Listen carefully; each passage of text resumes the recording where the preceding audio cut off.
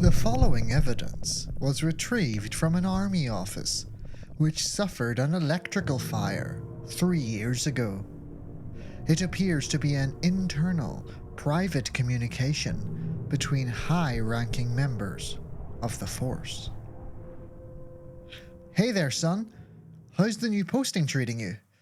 I'm sorry if it ain't exactly glamorous. Nothing in our line of work ever is. Now to get down to business. I've been serving for just over 35 years now, and it's no secret, I'm no spring chicken. And the day will soon come for me to hang up my hat. But my job ain't no standard military hierarchy crap.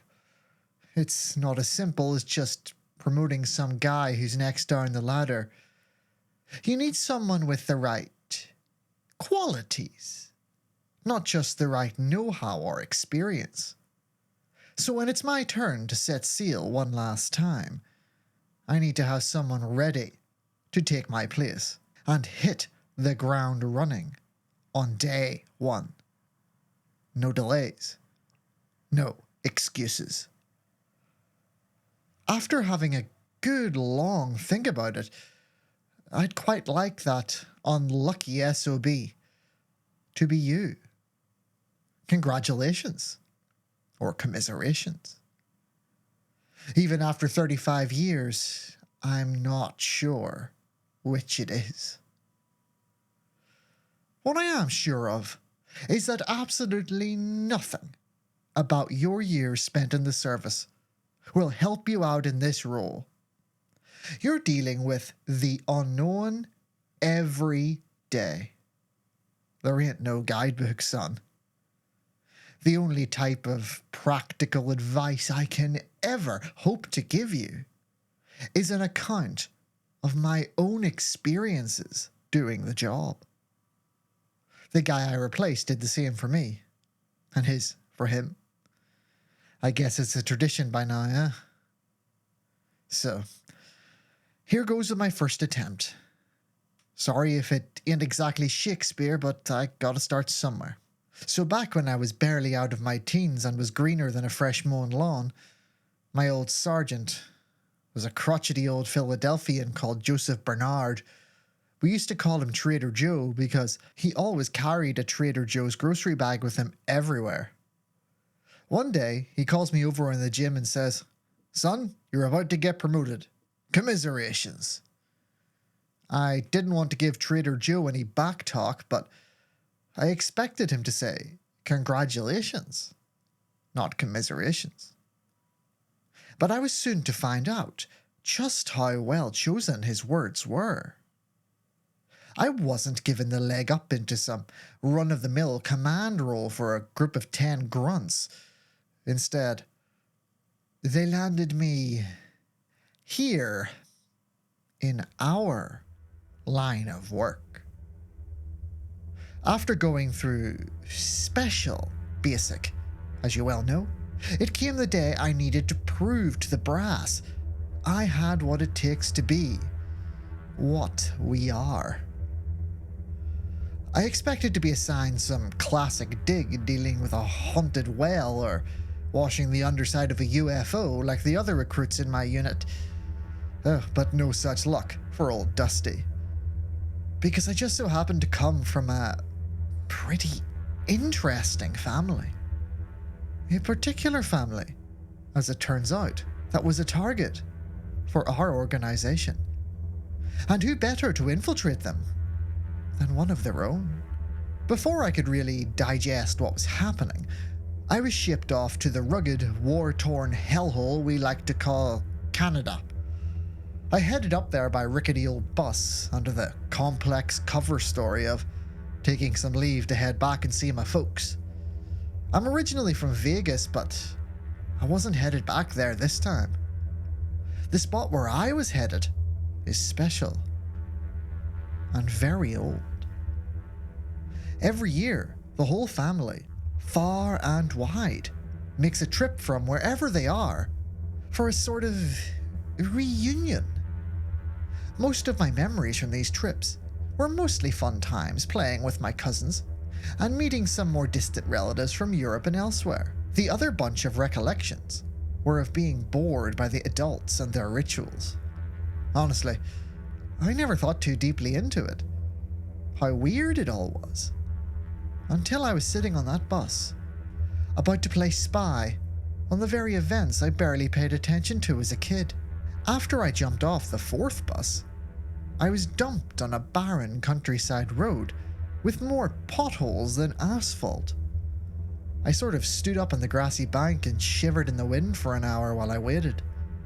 I almost thought they'd gone and forgot about me, when an old familiar car chugged into view and stopped at the side of the road, with its squeaky brakes going off, while belching out some pretty suspect black exhaust fumes. Out of the rundown car jumped out the very opposite of a rundown man. It was my big brother, Tony. Over 6 feet tall and built like a tank, he comes bounding over, and he full on lifts me off the ground and swings me around. "Bro, I missed you. So good you could make it this year," he said, grinning at me like a lunatic. I always felt a bit jealous of his outlook on life. Nothing could make the big guy frown. Everything was like a kid opening a present on Christmas morning. We caught up on the car ride to the reunion. Well, he caught me up. I didn't have much to say. The whole time he just flapped those lips, telling me all about what Grandma Harris did to her hip, how his wife won some award for cake baking, and how his 3-year-old kid seemed to have a real thing for playing the piano. At the time, I thought, what a lucky dog. I couldn't even get a date, yet the big old ton of muscle had a family and discovered the secret of living for the little things. It turns out, looking back from today, he was even more lucky than I thought back then, now that I know how the world really works. We eventually pulled up to a familiar gate, where a distant cousin let us in. The location of the reunion claimed to be a contaminated forest, made toxic by a chemical spill or something. Anything to keep curious people out. The place was anything but uninhabitable once you got by the fences and scary warning signs. It was pristine Canadian woodland. It's like the Garden of Eden for campers.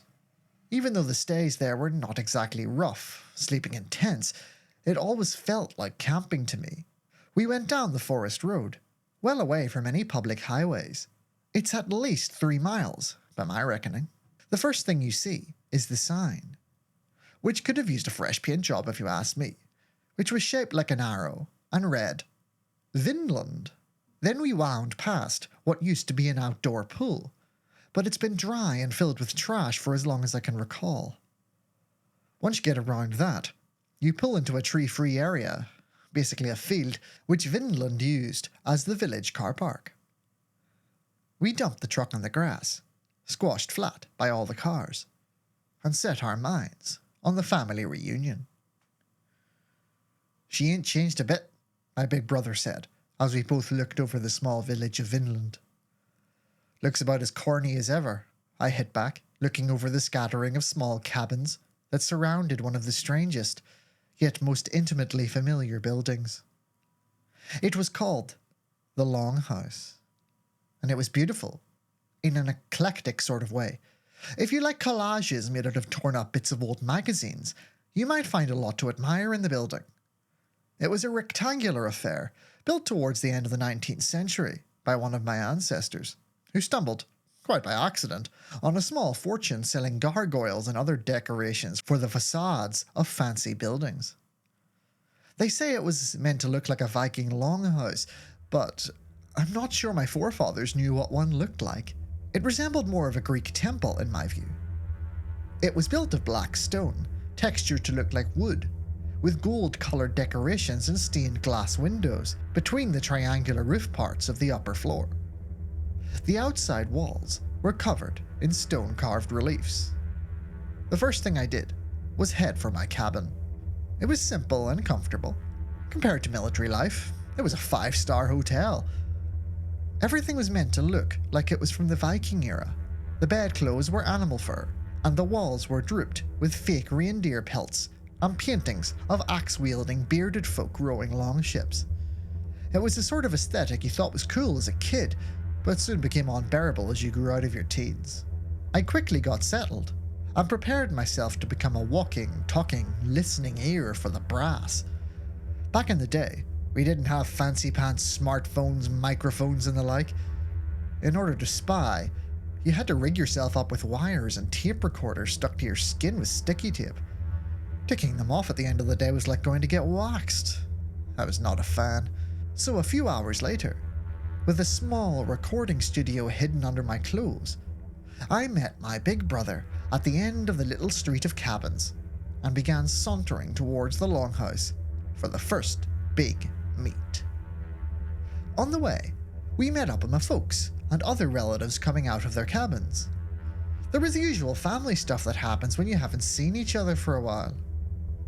I nearly had a small heart attack every time someone came up to me for a hug in case they felt all the gear stuck under my clothes and blew my cover. But I was lucky enough to get away with it.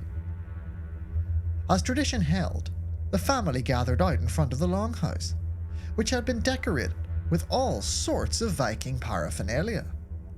My personal favourite was always the flaming poles stuck into the ground. My mom used to yell at me as a kid for getting too close to them. While we had the meet and greet outside, some people walked around giving out drinking horns. They were much bigger than you'd think, and they had a strap attached to them so you could sling them over your shoulder, because you couldn't exactly put them down without spilling beer everywhere. Once we were all well and truly horned, we were given a belt with a ceremonial sword to wear and, believe it or not, a helmet with horns on it. It was pretty much a mix between a Halloween dress-up party and one of Wagner's operas. When we were all kitted out, we got into line and started the procession inside the building, which we did while singing a traditional song. The song was in Old Norse, and I am pretty certain absolutely none of us had a clue how to pronounce a word of it, and even fewer of us had any sort of singing voice, so we all just sort of sang it in whatever way we wanted.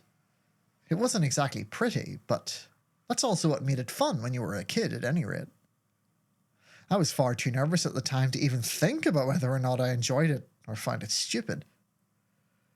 On the way inside, there were 2 long tables running parallel to the length of the building, which they called the hall, and at the top was one running across the width of the hall on a raised platform.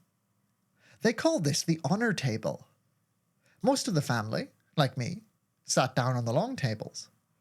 These folks are what they called carls. But up on the honour table were the jarls, who sat themselves up there and thought themselves properly high and mighty. In the centre, on the big chair, sat Aunt Muriel, who was more like my 4th cousin or something, but everyone called her Aunt Muriel, even her own kids. At the time, she was sort of the boss of the family. She was called the Drottning when acting in her ritual capacity. Don't get me wrong, aside from being the leader of a cult, Aunt Muriel was just the sweetest old lady you could ever meet. She was really nice to us as kids, and my memories of her are all pretty good. I won't lie to you, a part of me still feels guilty about betraying the family, particularly Muriel. Not a big part for sure, but a part nonetheless. So me and the other Carls got ourselves sat down at the long tables, and then it was basically party time. Dinner and drinks were served. This was done by the non-blood related members of the family. So the wives, husbands, stepkids, adopted kids, or whatever of us Carls or Jarls. They were called thralls, and they were dressed up in servants' gear and had to wait on the rest of us hand and foot. Before you all get on your high horse, all of this was just part of the pantomime. They weren't slaves any other part of the year, not a bit. So long story short, we all became drunk and full and were generally behaving badly. But the merry part of the evening was about to come to a close. Aunt Muriel stands up from her throne and blows this old horn, which every year never failed to scare the fecal matter out of me. Then, the thralls dimmed the lights, and the atmosphere suddenly became somber and tense. I remember being so nervous that I bit a bleeding hole in my own lip, I hoped to hell that the hidden spook equipment was working, because this was the thing I needed to record, and this is why it was there. Aunt Muriel came down, dressed like Viking royalty, while the rest of us began to sing another old song, a heavier one, which reminded me of slowly drowning in an icy pool at night. Muriel eventually arrived in the center of the two tables, which I may have neglected to mention was home to a large, pointy mass covered in a fur mantle. She reached her old hand up and gave the furs a good old yank. It fell to the floor, exposing what was hidden underneath. Muriel then said the first of her lines. "Here stands a memory, marking the place where a story unfolded, one untold by history," she said grandiosely as she gestured towards a huge standing stone, engraved in faded runic letters that were weaved together to make the shape of a cross. The longhouse had been built around it to protect it. For most of our history, our family conducted the rituals outside, around the stone, under the stars. In those times, those ancient times, we lived far afield, close to God, to our homeland, Muriel recited, and as she said it, a spotlight was switched on, illuminating one corner of the hall, and lighting up a painted scene of a group of people gathered around a hill, where a man and woman, who were glowing with divine light, stood hand in hand, looking down at their followers. The two great angels, man and woman, gave us many gifts and told us many secrets, Muriel continued. Another portion of the wall was then illuminated, showing a painting of the same couple and their followers in a boat, while in the background was a shore with a hill and a number of crucifixes visible in the distance. But as is expected of wretched humanity, the ignorant chose to put the angels to death. But they did not know what they were doing and were deceived.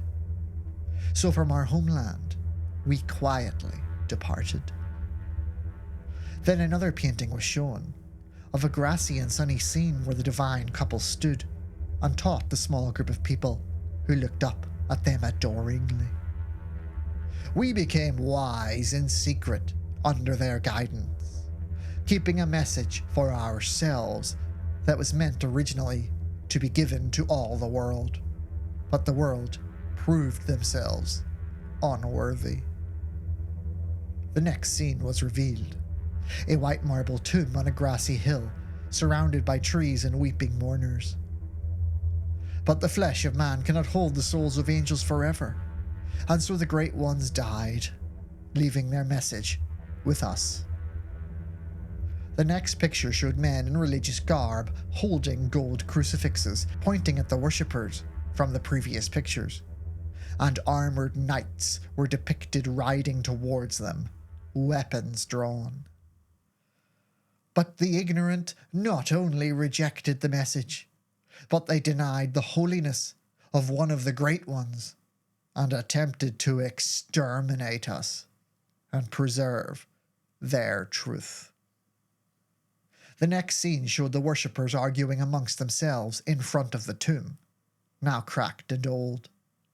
Many of the worshippers looked injured, and they were much fewer in number. A schism ripped our family asunder, with some wishing to flee for our lives, bringing the bones of our saviors with us. The others wished to remain, claiming they would survive persecution through the protection of the divine.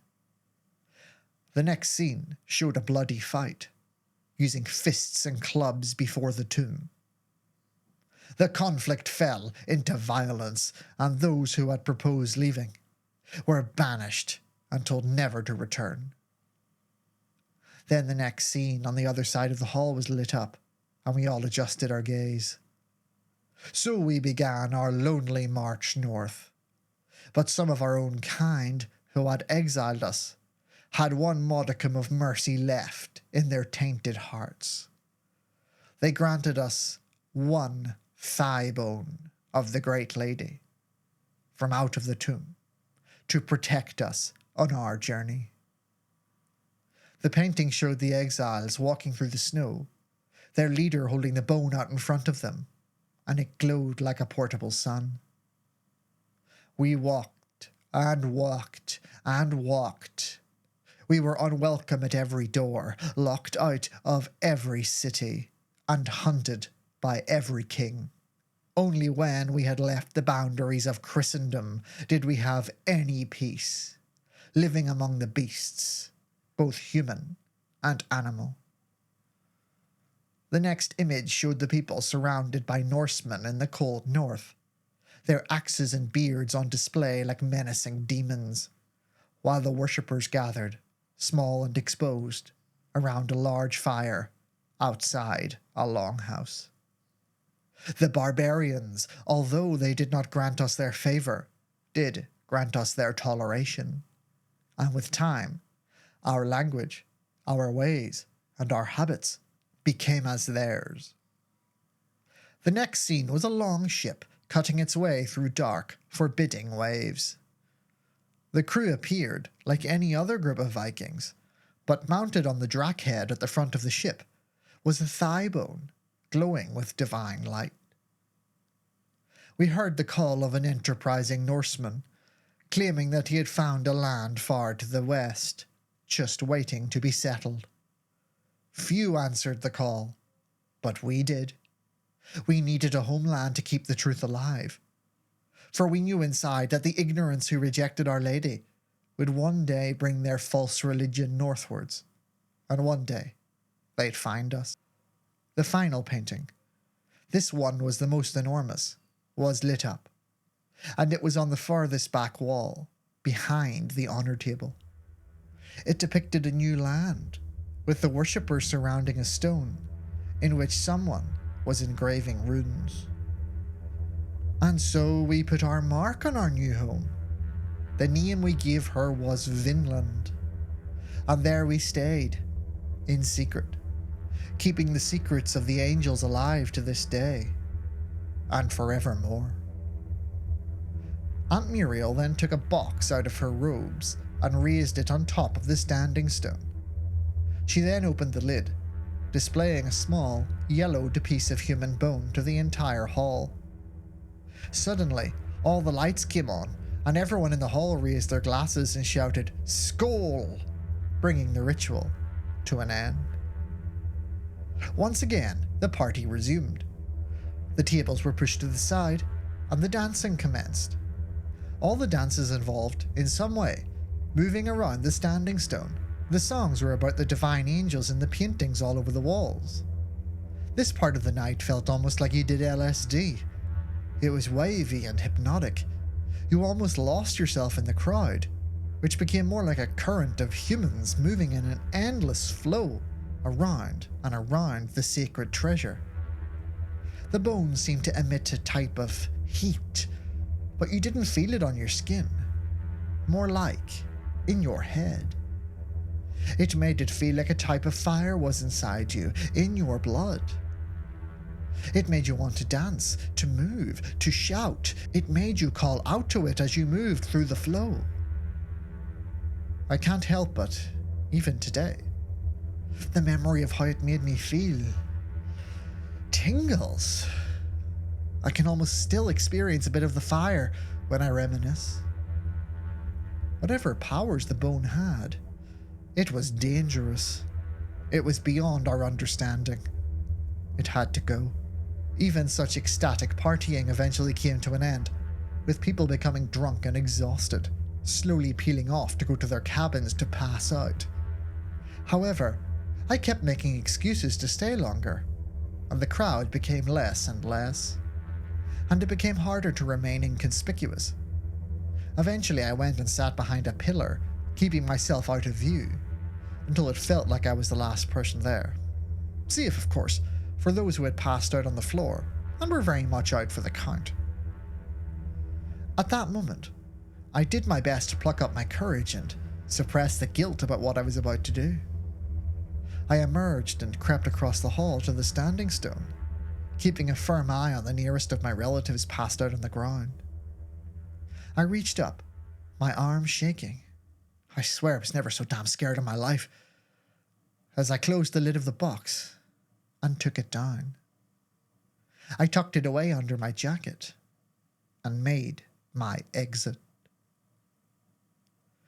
Bro, you of all people, I heard a voice from the shadows as I walked away from the longhouse. I jumped out of my skin and turned around. It was my brother Tony, who was always smiling, but who then was definitely not smiling. I thought you'd gone back to your cabin, I said dumbly, too stunned and mad at myself for being caught to say anything else. I left my cabin keys here and came back to get them, and what do I see? My brother, my own goddamn brother, stealing the angel's thigh bone. His tone of voice and facial expression made it look like he was about to vomit in sheer disgust at my actions. It was the type of look you only got if someone learned you murdered a bunch of kids. The look that said, our bond is forever broken, and there ain't no going back. Look, I had no choice. They ordered me to... I tried to explain, but I could see that there was no persuading him, so my training kicked in. I jumped forward, took a good jab at the back of my brother's head, and knocked him the hell out. Feeling worse than Judas, I dragged him into the bushes, saying sorry over and over again. But not sorry enough to return the bone. Not sorry enough to not search his pockets for his car keys. And not sorry enough to jump, right then and there, into the driver's seat and start the long road trip back to the States and back to my commanding officer to make my report. So there you go. That's how I went from trainee to full-blown active member of our organisation. All I had to do was betray my family and centuries of tradition, steal a crazy and probably lethal ancient artifact at great risk to my own personal safety. And that was just the first mission in a long career. Do you see what I mean now when I say I wasn't sure whether or not to offer you congratulations or commiserations, son? Not many have it in them to betray everything they knew and loved for the greater good. But I think you're the man for the job. RSVP, Dustin Weiss.